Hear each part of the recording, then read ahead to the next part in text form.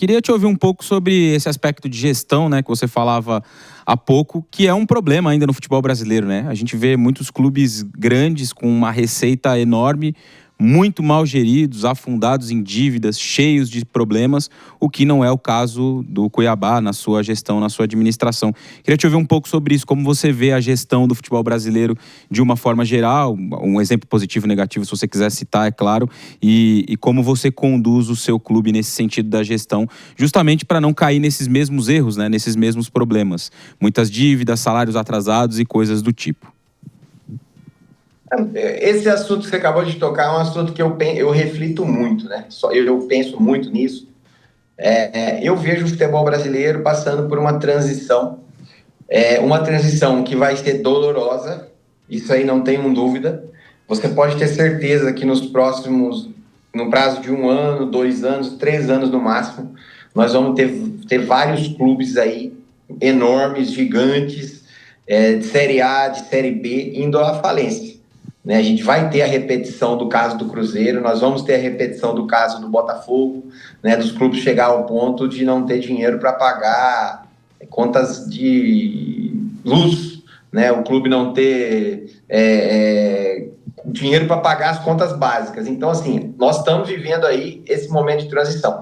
Eu não vejo outra saída para o futebol brasileiro, senão a transformação dos clubes em empresas. Né? A gente vai ter casos aí que não vão se transformar, né? Clubes como Flamengo, clubes como Palmeiras, que já estão estruturados já de uma forma associativa, mas com responsabilidade, com compliance, com organização, com gestão, e que talvez não venham a ter necessidade de se transformar em empresa, talvez com uma necessidade de capital, de captar recursos, de trazer algum tipo de investidor para fortalecer ainda mais o clube. Mas tem vários outros exemplos de clubes aí que o caminho, sem nenhuma dúvida, é a falência. Então, assim, eu vejo que o futebol brasileiro ele só vai ter uma evolução a partir do momento que a gente tiver na mesa dono, né? Dono que eu falo o quê? O dono do dinheiro. Né? A pessoa que, caso o plano que ele executar não der certo, vai doer no bolso dele lá no final do ano, em algum momento do ano, ele vai ter que pagar a conta que ele criou. Né? A gente não pode ter na frente de instituições aí que faturam 600, 700, 800, 1 bilhão de reais por ano, pessoas que estão ali somente pensando no hoje, que não tem preocupação nenhuma com o que vai acontecer com o clube daqui a 3 anos, que não tem responsabilidade nenhuma com o que vai acontecer com o futuro do clube. Então, esse modelo associativo é um modelo falido, é um modelo que ele está sendo transformado em empresa, que fatalmente ele vai acontecer, né? E a partir desse modelo a gente vai começar a ter aí no Brasil uma situação melhor. Então, assim, o Cuiabá é uma empresa desde o início, desde que foi fundado. O Cuiabá nunca foi um clube associativo, o Cuiabá nunca teve conselho deliberativo, o Cuiabá nunca teve pessoas que não estão no dia a dia do clube tomando decisões. Então, acho que isso aí facilita muito, né, a gestão do clube, isso aí transforma o dia a dia do clube muito parecido com uma empresa, né, uma empresa comum, né, apesar que a gente lida com um jogo que tem um resultado imprevisível, né, mas a gestão, a organização, o planejamento e a responsabilidade são totalmente diferentes do que a gente está vendo aí hoje no Brasil. Cristiano, só para completar rapidinho sobre esse ponto, né? Eu concordo bastante com o que você disse. Na sua visão, falta coragem para alguns desses clubes muito grandes, né? Como você citou, eu vou dar nomes aqui: São Paulo, Corinthians, clubes que têm dívida aí na casa, o Corinthians 2 bilhões, mais de 2 bilhões a dívida atualizada, São Paulo batendo na casa de 1 bi, fora outros, né? O Fluminense está no início de um processo na tentativa de SAF, o Vasco se meteu numa SAF meio esquisita e está com problemas, o Botafogo tem a sua, enfim, existem vários modelos diferentes, mas na sua visão falta um pouco de coragem também para romper um pouco com esse modelo e tentar enxergar um futuro mais sustentável com a chegada das SAFs, com a mudança desse modelo associativo? É isso que você acha que falta para mudar? Claro que não é só esse aspecto, né? Existem várias coisas, mas talvez esse ponto de partida de ter coragem para fazer uma mudança como essa é o que falta para clubes desse tamanho, que têm dívidas muito grandes e um futuro completamente, assim, duvidoso? É isso que você enxerga, imagina? Não acho que falta coragem. Eu acho que nós criamos um ecossistema dentro do futebol brasileiro, como a gente estava falando agora há pouco, em função do resultado. Né? Eu vejo o Santos. Né? O Santos, um clube com um fluxo de caixa totalmente deteriorado, mandou embora um treinador com a multa rescisória, se eu não me engano, de 2 ou 3 milhões de euros. Por que ele mandou embora esse treinador? São 3 milhões de euros, então.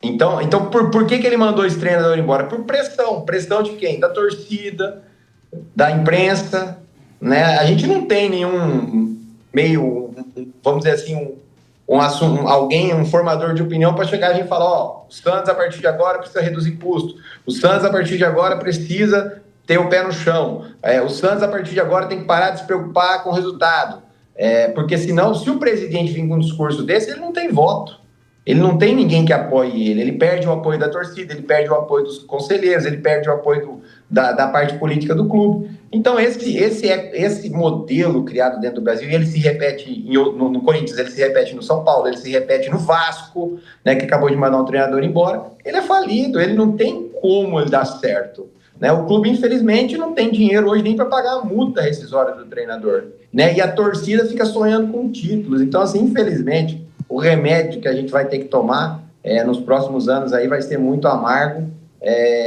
Não vejo outra saída, não é falta de coragem, eu acho que é um sistema todo criado para dar errado, que não é só culpa de clube, né, é culpa de todo mundo, que isso aí precisa ser revisto, o que eu não acredito que vai ser revisto, eu acredito que o que vai acabar acontecendo é o que eu falei que aconteceu com o Cruzeiro, que aconteceu com o Botafogo e vai acontecer com esses clubes também. Presidente, só antes de passar para o Giovanni Chacon, também dar o meu boa tarde para ele, passar para o resto da bancada fazer outras perguntas também, só queria pegar esse gancho da pergunta do Raí Monteiro, porque o senhor é uma pessoa que muitas vezes na imprensa fala publicamente sobre as situações financeiras as quais o Cuiabá também está envolvido. Eu pego de exemplo a situação do Corinthians com o Ranieri, também muitas vezes o senhor já mencionou. Você acha que há muita liberdade para que os clubes sejam irresponsáveis financeiramente? Acho que falta mais punição, que se feche mais o cerco, que não se permita situações assim. E aproveito para perguntar como é que está a situação nesse momento, com o Ranieri, com o Corinthians, porque foi aprovado recentemente, né, o regime centralizado de execuções para o Corinthians acertar toda a sua situação financeira. Eu quero saber também como está a relação com o Cuiabá nesse momento. Isso aí é uma consequência disso, né, que nós vivemos. Eu acho que hoje, se você olhar o balanço dos clubes, os valores ali que estão lançados nas receitas de venda de atletas são muito altos, né? O Cuiabá vai fechar agora, a gente vai, amanhã ou depois da manhã, a gente vai anunciar nossas demonstrações financeiras. Mais de 50% da nossa receita ela veio da venda de atletas. E todos os clubes hoje, o Flamengo, o Palmeiras teve uma receita altíssima com venda de atletas, todos os clubes hoje praticamente sobrevivem da venda. Então a gente tem hoje no Brasil um ambiente totalmente desregulado. Totalmente desregulado. Eu tenho um clube que me deve, referente à venda de um atleta, que eles já receberam há mais de um mês, R$700 mil. É um clube centenário, campeão mundial, não vou falar nomes aqui. Entendeu? Nesse caso não vou falar nome. Eles não têm condição de me pagar esses R$700 mil hoje. Eles já receberam esse dinheiro. A minha parte são R$700 mil.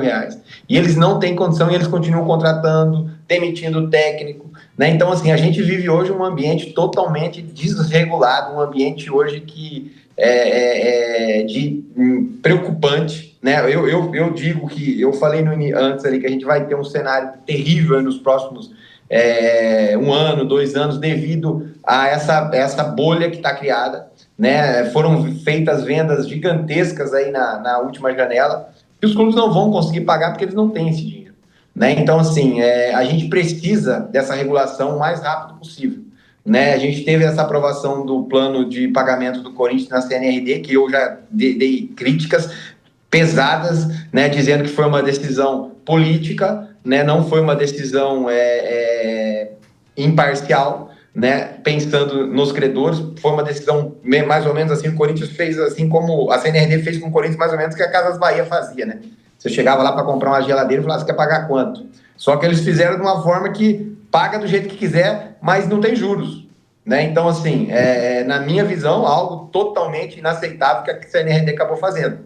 Então, assim, mas isso aí é um dos problemas, né, desse ecossistema que a gente está falando. Então, eu vejo com muita preocupação, eu não tenho dúvida nenhuma que o efeito cascata ele tá para chegar, né? Que a gente vai ter aí muito problema financeiro nos clubes aí nos próximos 1, 2 anos.